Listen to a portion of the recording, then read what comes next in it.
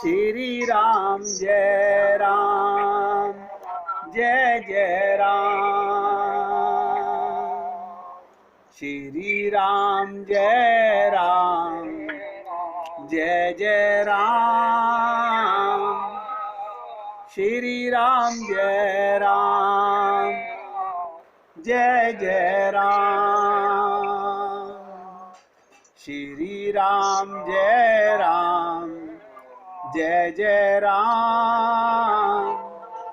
श्री राम जय राम, जय जय राम। श्री राम जय राम, जय जय राम। श्री राम जय राम, जय जय राम। श्री राम जय राम, जय जय राम। श्री राम जय राम, जय जय राम। अब बहुत एकाग्रचित होकर के सुनेंगे। हम चर्चा कर रहे थे बिगड़ी जन्म अनेक की। एक एक शब्द पे ध्यान देना। बिगड़ी जन्म अनेक की, सुधरे अबही आज।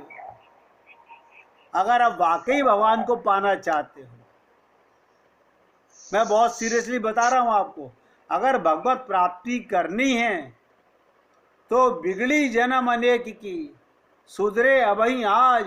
होई राम को नाम जपी, तुलसी तजी को समाज।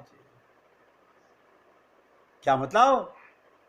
तुलसीदास जी ने अनेक जन्मों की बिगड़ी को आज और अभी सुधारने हेतु सटीक उपाय बताया। हम सुन तो लें, करे ना करे, माने ना माने।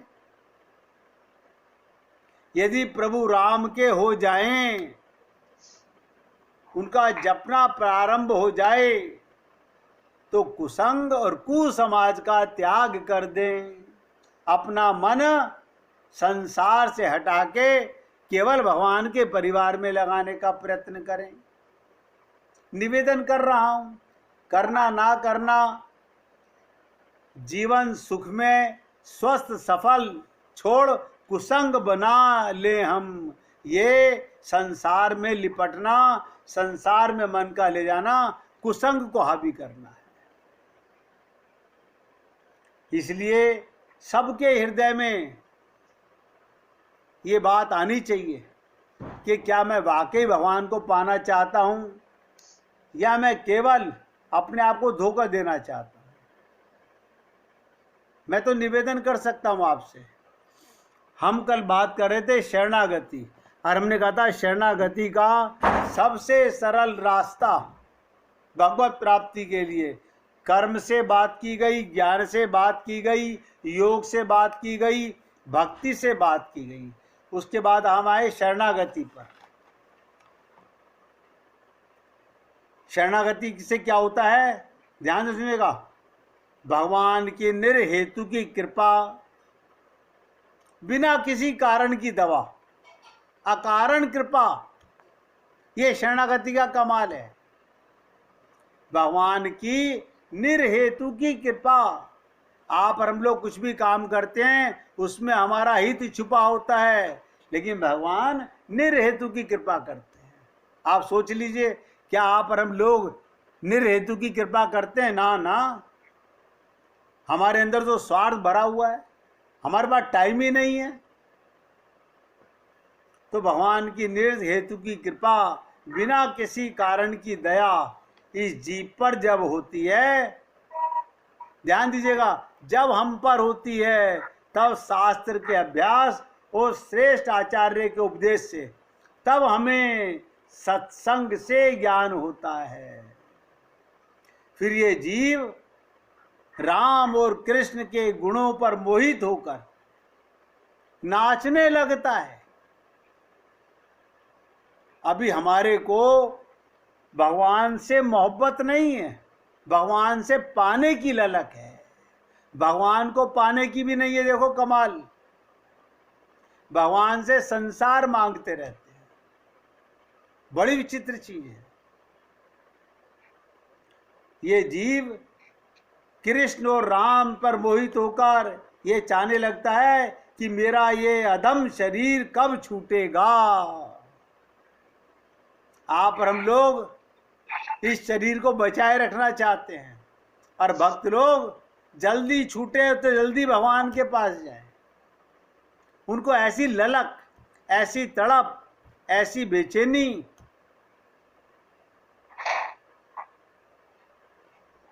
और क्या मन में आता है, कब मैं अपने प्राणनाथ राम कृष्ण के दिव्य गुणों को सदा याद करने के वास्ते भगवान के लोक में जाऊंगा। ये शरीर मिला था भगवान के गुणों को याद करने के लिए।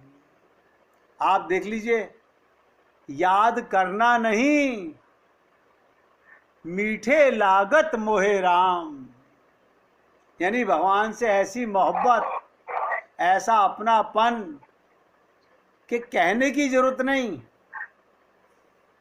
कहना नहीं, होने लगे।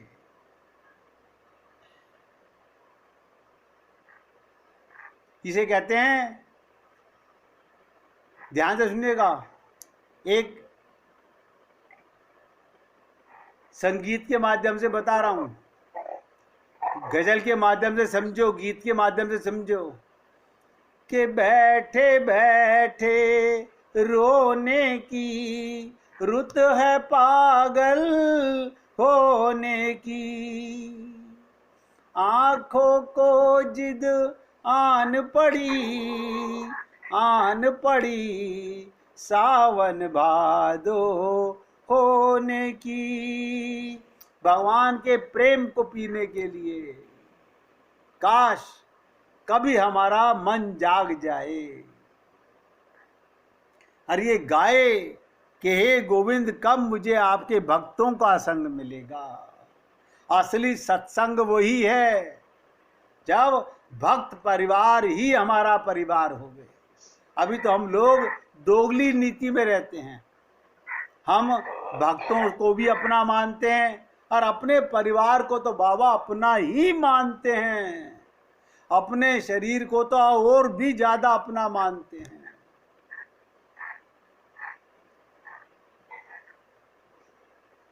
तो प्रार्थना करता है शरणागत भक्त कि मुझे भक्तों का संग कब मिलेगा। हे नाथ, आपके गुणों का अनुभव याद करने में विघ्न करने वाला ये शरीर, ध्यान दो, ये भक्त की बात बता रहा हूं, शरणागत भक्त की बात, जो माया लंपट है, गुरु और भगवान को धोखा दे रहा है, धोखा उनको दे नहीं सकता, अपने आप को दे रहा है।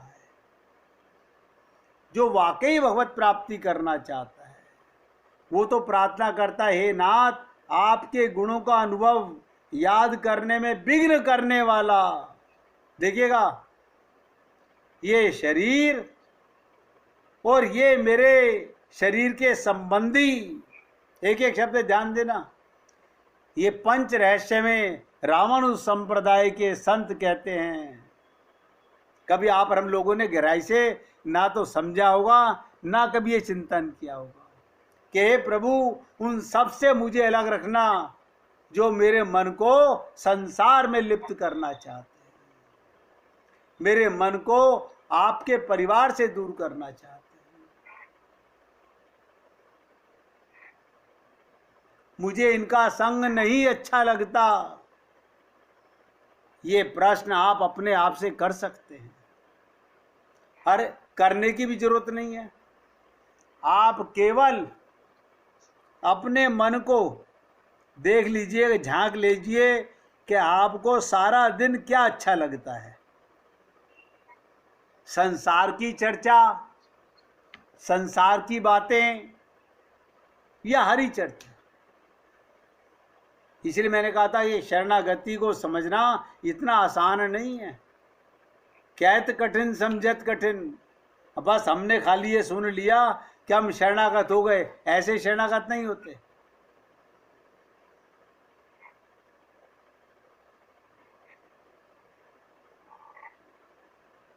बिना मांगे जो मिले उसे ही भगवान का कार्य करो।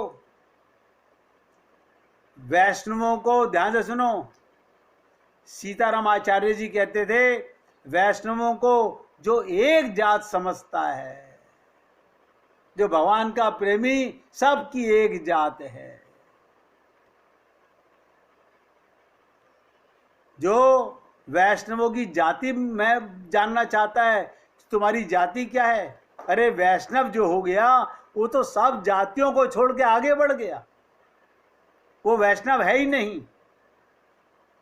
जो शालीग्राम को केवल शिला मानता है और गुरु को एक मनुष्य जानता है, तो क्या कहते हैं सीतारामाचार्य जी, वो कुछ भी नहीं जानता, वो अपने आप को धोखा दे रहा है।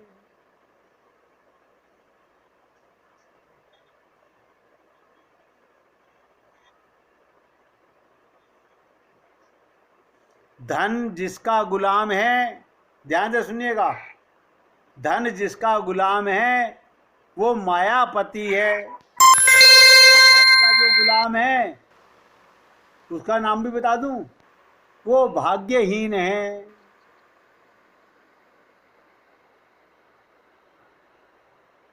धन जिसका गुलाम है, माया किसकी गुलाम है? भगवान की।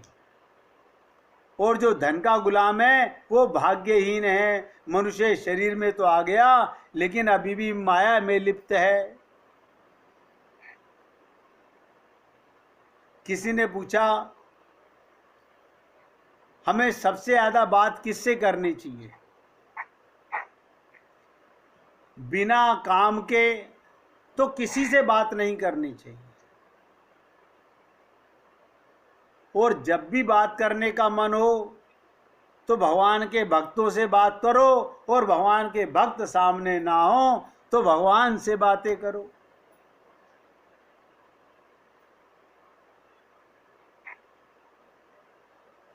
एक बार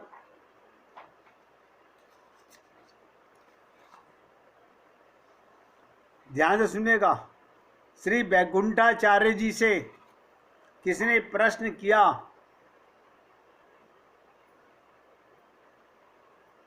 कि बुद्धिमान मनुष्य कौन है। ये रामानुज संप्रदाय के संत की बात बता रहा हूं कि बुद्धिमान किसे कहते हैं।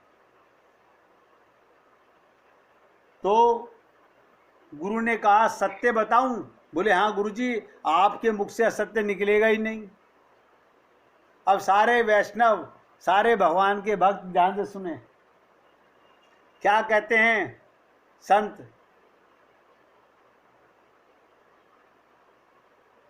जिसने संसार को अनित्य समझा,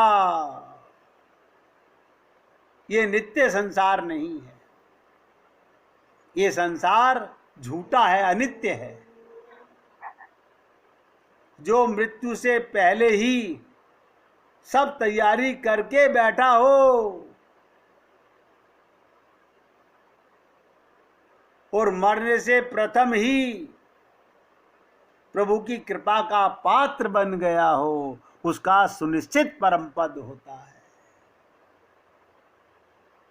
मैं तो आप लोगों से निवेदन कर रहा हूं, अच्छा लगे तो जीवन में उतारिए। ये तीन मनुष्य बुद्धिमान होते हैं। जिसने संसार को अनित्य समझ लिया, जान लिया। कैसे जान लिया?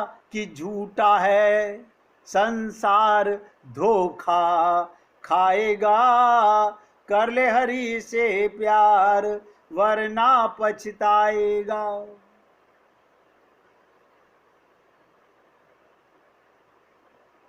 ये आप और हम सब लोग बार बार सोचें, बार बार सोचें कि हम कहाँ हैं, हम कहाँ स्टैंड कर रहे हैं। ईश्वर से प्रेम करो, नोट करो, या ईश्वर के भक्तों से प्रेम करो, बराबर है। भगवान कहते हैं जो मुझसे या मेरे परिवार से प्रेम करता है, मैं उनके क्या हो जाता हूं?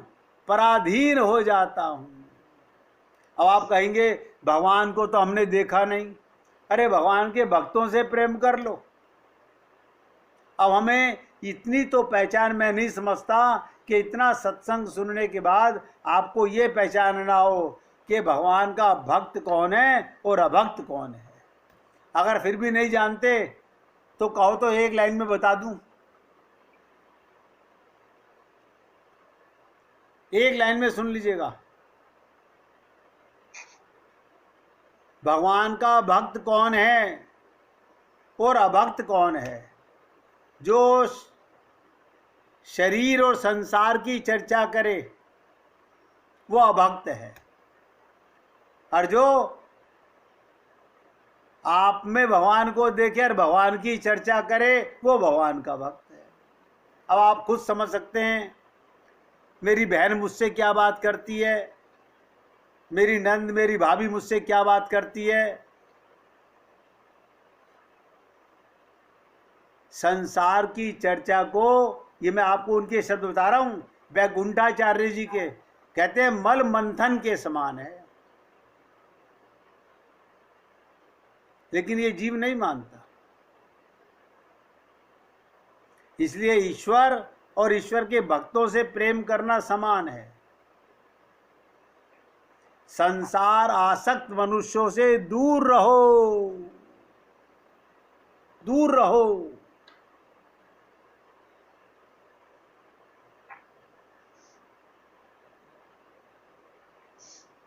आपके शरीर को सुख देने वाले और आपकी झूठी प्रशंसा करने वाले तथा आपकी खुशामद करने वाले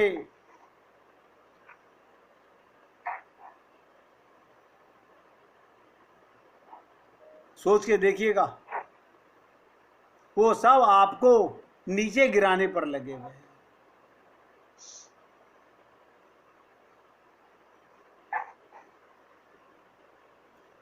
एक तो हमने और आप लोगों ने दुर्लभ मानव देह शरीर पाया, ये चोला बड़ा अनमोल, और संत महात्माओं का सत्संग सुनकर भी अगर मनुष्य संसार के संबंध और बंधन में ही बंधा हुआ है तो इसका मतलब वो अपना कल्याण करना नहीं चाहता, वो अपने आप को धोखा देने में लगा हुआ है। तो मेरे कहने का तात्पर्य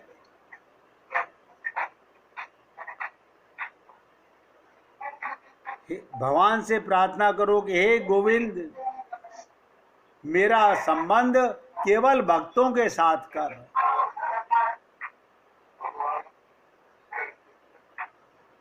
जो भगवान से झगड़ा करे, भगवान से प्रार्थना करे, उसे आर्त प्रपत्ति कहते हैं। ये शरणागत भी दो तरह के होते हैं,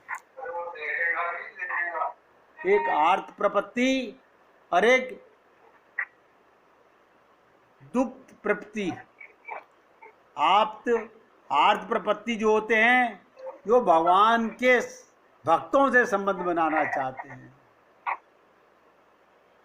जैसे किसी हरिदास ने कहा कि वेंकट नायक मेरे गर्भ जन्म जरा आदि मन का दुख अनेक रोग और मरण आदि को दूर करेंगे। मैं वेंकट नायक का दास हूँ और सब उपायों से रहित हूँ। वो जो भगवान की शरणागति पूरी तरह करता है कि जो करेंगे प्रभु आप करेंगे। क्यों? मेरे पास बल नहीं है, मैं अपनी बुद्धि से आपको नहीं पा सकता, आपकी कृपा का पात्र बनना चाहता हूँ। इस प्रकार प्रभु की पूर्ण शरणागति करके जिस प्रकार के पदार्थों को देख कर कहा, हे नाथ मुझको संसार के बहुत पदार्थ दिखलाकर नाश करते हो क्या? सोचिएगा, जब माया आपके पास ज्यादा आए तो भगवान से प्रार्थना कीजिए कि प्रभु मुझे आपकी माया नहीं चाहिए, मुझे आपकी कृपा चाहिए। अब आप अपने पास प्राप्त होने को मेरे ऊपर कृपा कीजिए। मैं इस संसार समुद्र में तीर पर आकर थक गया हूं। ये देह क्या है? ये समुद्र के किनारे तक तो आप और हम लोग आ पहुंचे हैं और थक जाएंगे। पुनरपि जननम पुनरपि मरणम। और देखिएगा सच्चा भक्त क्या कहता है भगवान से। अब भगवान को भी शपथ, जैसे आप और हम लोग कसम खाते हैं नहीं, भक्त में एक ताकत होती है। जो शरणागत भक्त होता है वो भगवान को कसम देता है। क्या कहता है? आपको लक्ष्मी की शपथ, आपको राधा की शपथ, आपको सीता की शपथ, कसम दिलाता हूं। अब मैं चलना नहीं जानता, किस मार्ग से आपके पास पहुंचूंगा, लेकिन आप और हम सब लोग सब ज्ञानी हैं। हम सब लोग सब पूजा पाठ करना जानते हैं। और शरणागत भक्त कहता है प्रभु मैं कुछ नहीं जानता।